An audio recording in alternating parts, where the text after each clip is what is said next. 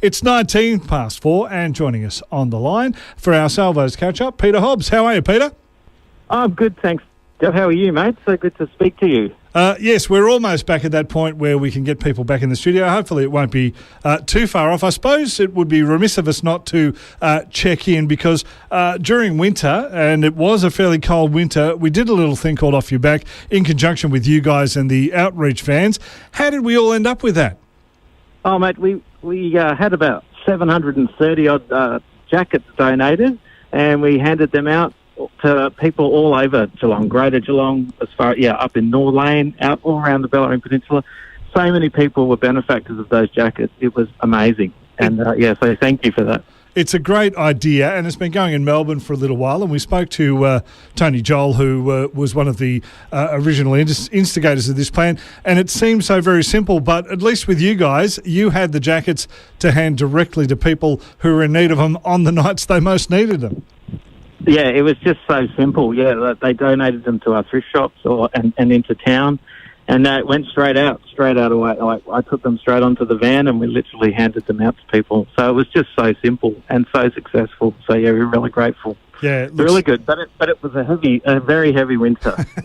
It was, and we're at least getting some warmer weather now. Don't mention last week because it was a bit up and down. Second week of school holidays is good.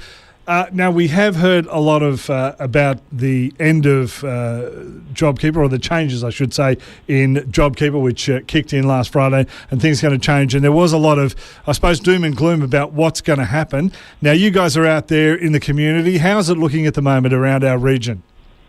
Well, mate, it's been interesting because when JobKeeper was on, the people that were struggling were those, middle to upper class people that were having to repay all their debts, and those that were on the lower end of the scale were doing okay with their subsidy. So now it's just it's starting to get a lot harder because it was quite difficult in those stages, and we had people that were homeless that were registering to get emergency housing.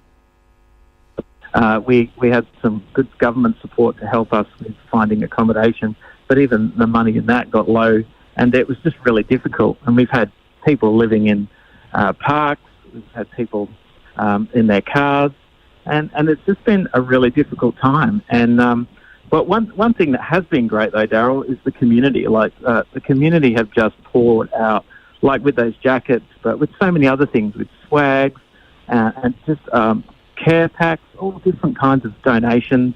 It's just been a beautiful thing to experience.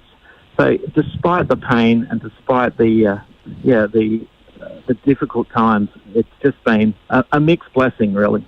Well, I suppose it's one of those tricky ones. When the government said you need to stay at home, it's a little difficult if you don't have a home to stay in. And, of course, the pandemic, even though it was on and everybody else was all out of sorts and in a bit of trouble, the people who were in trouble before the pandemic remained in trouble throughout it all, didn't they? Yeah.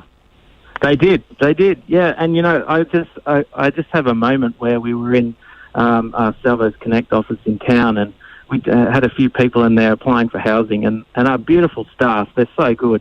They're just so overwhelmed because they're just like, oh no, what can we do? Like, there's literally no option at the moment.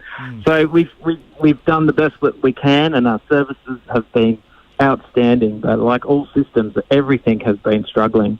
And but what it has shown is that relationships are so powerful, and the strength that comes from people that care for each other is outstanding. And we've certainly seen the Geelong community step up and love their neighbours. It's been amazing.